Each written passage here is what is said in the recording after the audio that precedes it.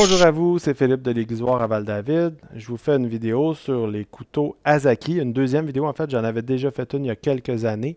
Puis là, les modèles ont changé depuis. J'attendais d'avoir toutes les lames ici pour vous faire une vidéo. Voilà. Donc, je vais vous montrer tout ça. Donc, principalement, il y a deux gammes. Il y a la, il y a la gamme classique, puis la gamme professionnelle ou pro.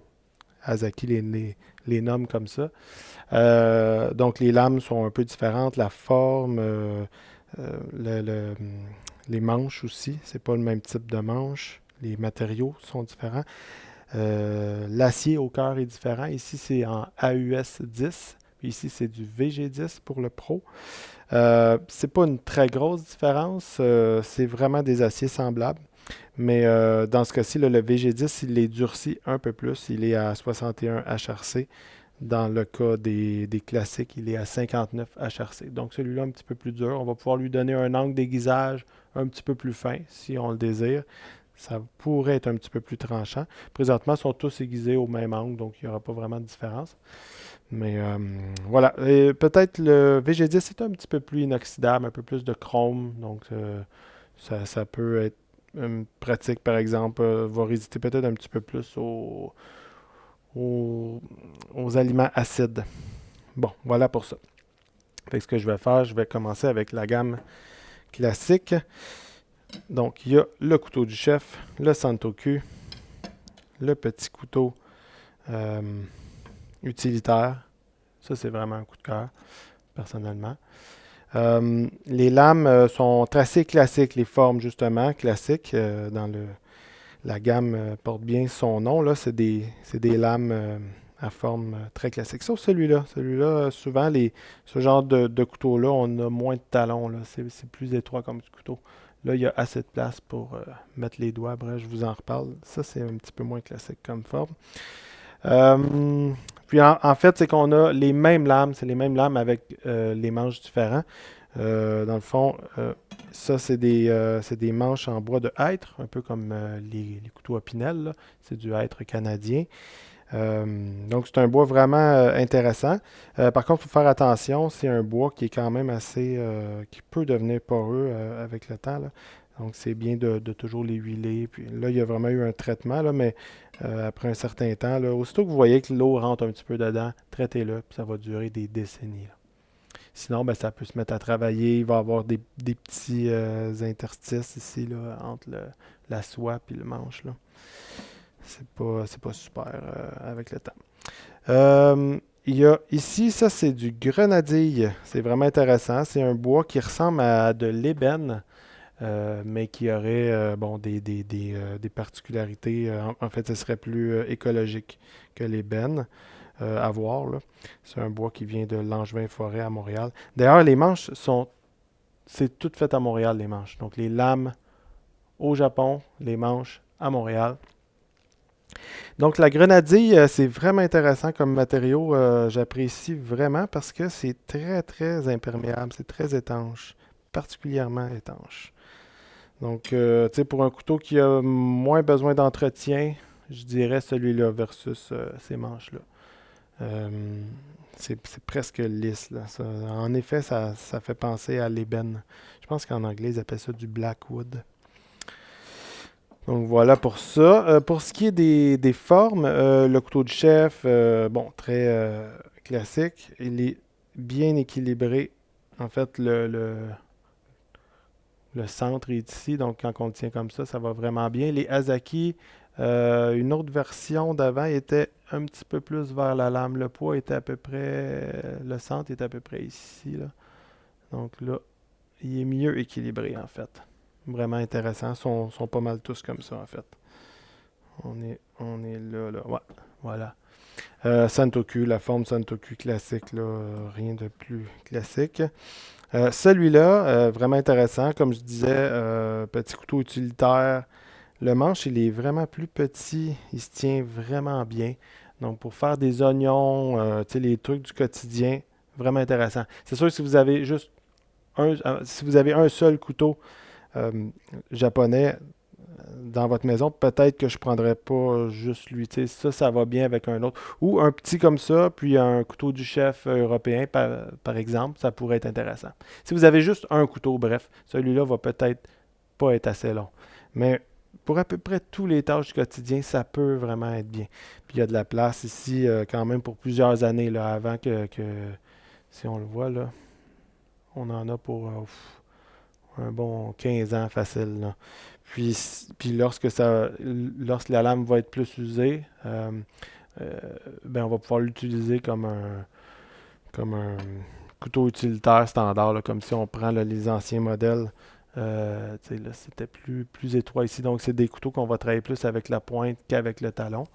Donc, ce couteau-là va changer d'usage avec le temps, mais ça va être très long avant qu'on en arrive là. Donc, voilà pour ça. Le petit couteau de fils, classique. J'aime beaucoup. Très, très pratique. Travailler avec la pointe, travailler dans les mains.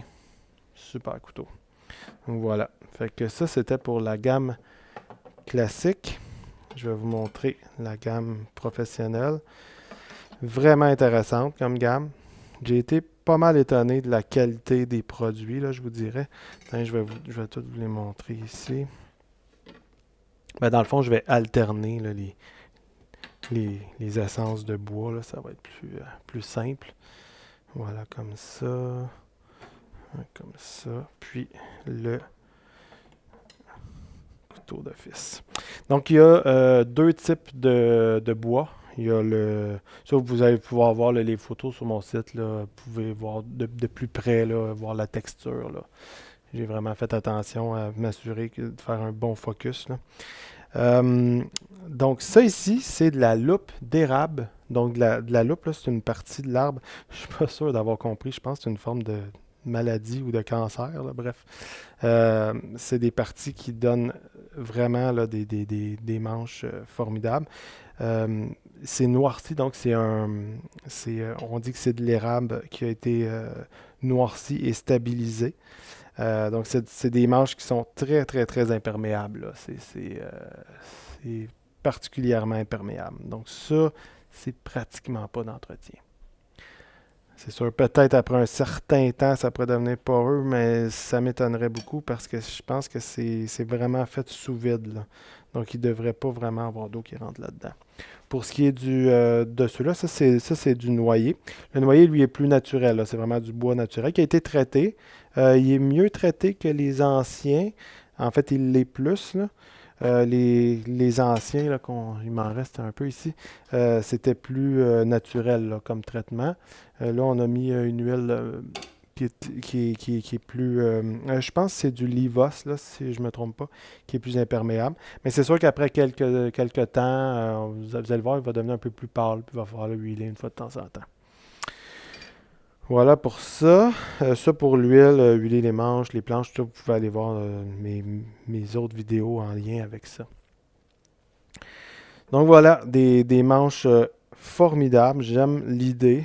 On a ici, en fait, ça c'est rentré. C'est deux parties qui sont rentrées là, avec de l'époxy. Là. Fait que ça, c'est pas juste collé là. Il y a vraiment une partie qui rentre, là, ce que j'ai compris. Donc ça, normalement, là, ça peut pas vraiment péter ces manches-là. Là. Vraiment bien fait. Puis la forme est super agréable. Comme toujours, la finition, elle est très très douce. On sent pas les arêtes. Sur la forme classique, on les sent un petit peu plus, mais c'est quand même assez doux là. Mais on le sent ici là, quand on le tient comme ça, des fois ça accroche un petit peu, mais c'est vraiment bien. Ceux-là sont encore mieux finis là, sont plus arrondis, on le sent. Donc, pour ce qui est des formes, bon, il y a le couteau à trancher, vraiment pratique si vous voulez trancher, par exemple, de la viande sans avoir à zigonner comme ça un coup. Formidable. C'est un couteau un peu plus spécialisé, je dirais.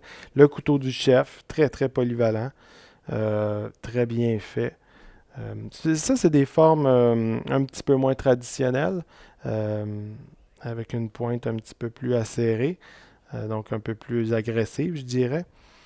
Ça rappelle un peu comme la forme du bunka. Tu sais, ici, comme ça, c'est un santoku, mais en réalité, il y a une forme un peu plus qui se rapproche un peu plus du bunka. Lui est plus court un peu que celui-là.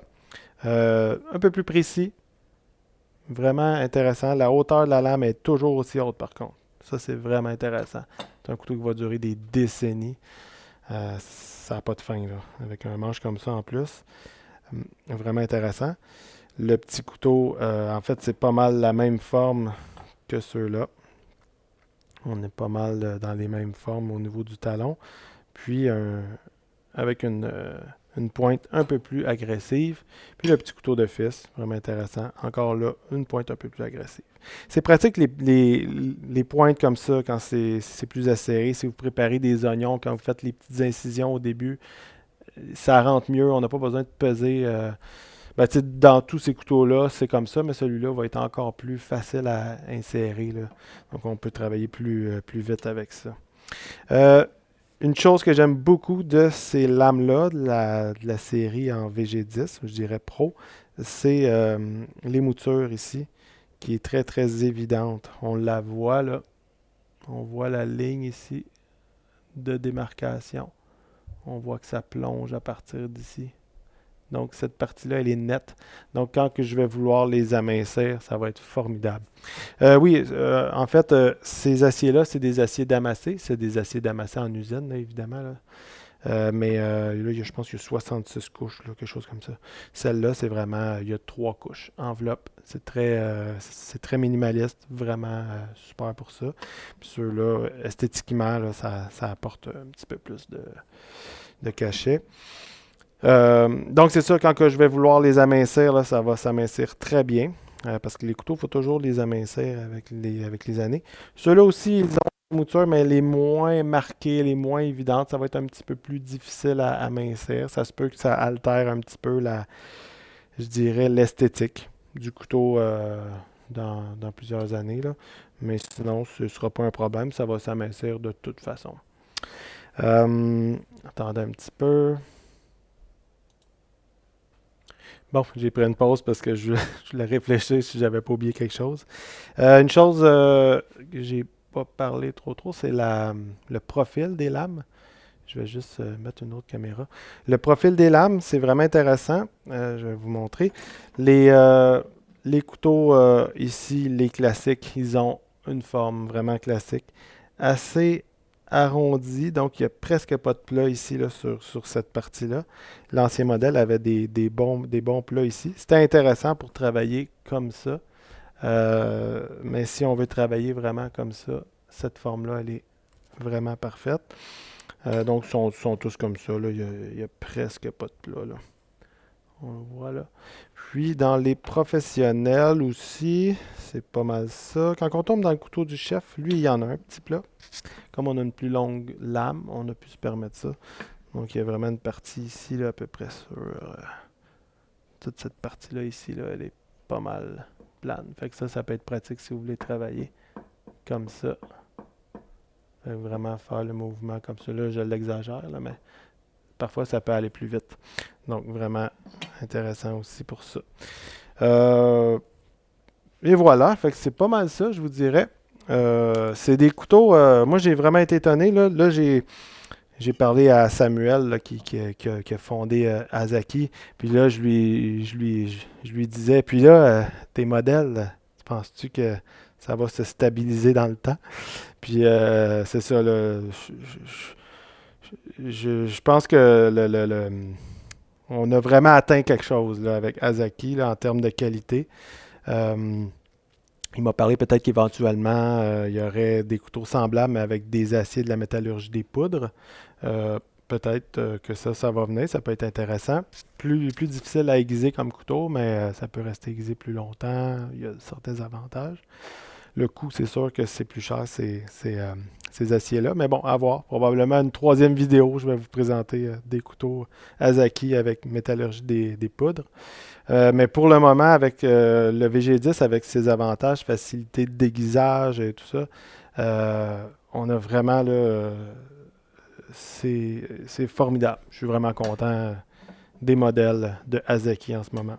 Je dis bravo à Samuel. Je pense que ça va se vendre comme des petits pains chauds. Fait que voilà, je vous souhaite une belle journée. Au revoir.